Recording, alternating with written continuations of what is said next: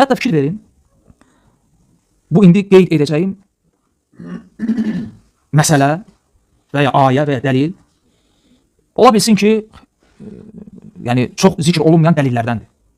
Lakin sahabələrin fəziləti barədə mən deyərdim, Quranda zikr olunan ən böyük dəlillərdən birisidir. Hansı ki, Allah Azze və Cəllə orada heç bir istisna yeri qoymayıb. Və bu hadisə də Təbuk döyüşü ilə əlaqəli hadisədir. Tövbə surəsi 117-118-ci ayələrdə Allah Azze və Cəllə danışır. Həmin ayələr bu hadisə ilə əlaqəli nazil olub. Və Təbuk döyüşü də Peyğəmbər sallallahu aleyhi və səlləmin zamanında ən böyük savaş idi. Yəni, o savaşdan böyük savaş olmuyor. Və hər kəsə əmr etmişdi ki, indi xəstələrdən, qocalardan, uşaq qadınlardan başqa, hər kəsə əmr etmişdi ki, hamı bu döyüşə çıxmalıdır. Və Tövbə surəsi 117-ci ayədə Allah subhanahu wa ta'ala bu döyüşdə iştirak edən sahabələrin şəni barədə ayə nazil edir ki, Allah azza və cəllə onları bağışlayıb. Bütün sahabələr orada idi.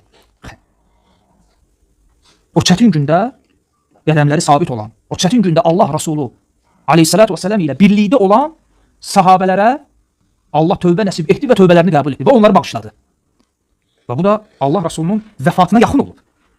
Təsəvvür edin, Allah Rasulunun vəfatına yaxın bir vaxtda ayə nazil olur ki, Allah azza və cəllə bu döyüşdə iştirak edən sahabələri, ki o döyüşdə bütün sahabələr iştirak edir, demək olar. Üzrə olanlardan başqa. Hamını bağışlayır. 3 dənə sahabədən başqa. İşgal buradadır. Kə'b İbn Malik, səhv edirəmsə, radiyallahu anhu, Hilal İbn Umeyyə və Murara İbn Rabi' radiyallahu anhu. 3 sahabə bu döyüşdən geri qalır. Murara İbn Rabi' bostanı olur. Həmin vaxtı bostanın meyvəsini yığma vaxtı olur. Tərəddüd edir. Qalım gedim və dünya malı saxlayır onu. Və Hilal İbn Umeyyə elə olur ki, o sahabənin ailəsi, qohum əqrabası dağınıq olur. Hərə bir yerdə yaşır. Həmin gün hamısı gəlir. Və bir yerə toplaşır. Və o da tərəddüd edir, qalım, qalmayım.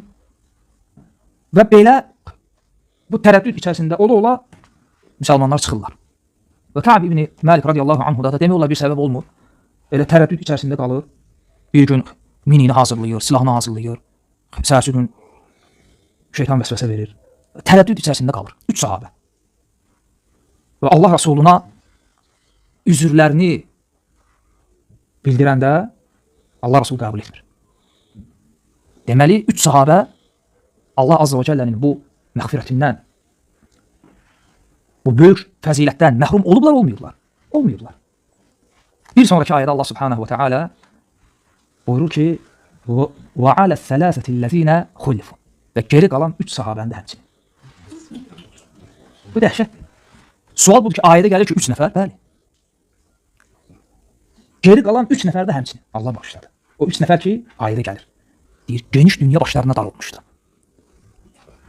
Fikir ver. Yəni, bütün, və bu Allah Rasulunun vəfatına yaxın olur. Yəni, Allah Azze və Cəllə bu 3 sahabəni də rafizlərin əlinə vermədi. Həqiqətən elədir. Təsəvvür o ayə olmasaydı nə deyəcəkdilər? Deyəcəkdilər, yox, əlimizdə 3 dənə sahabə var. Gəl indi müdafiə elə. Allah Azze və Cəllə öz vəhyi ilə, təsəvvür edin, bu ayə nazil olanda, çünki müsəlmanlar həmin 3 sahabəni həzr etmişdilər, boykot etmişdilər. Bu ayə nazil olanda bilirsiniz necə sevinirdiler?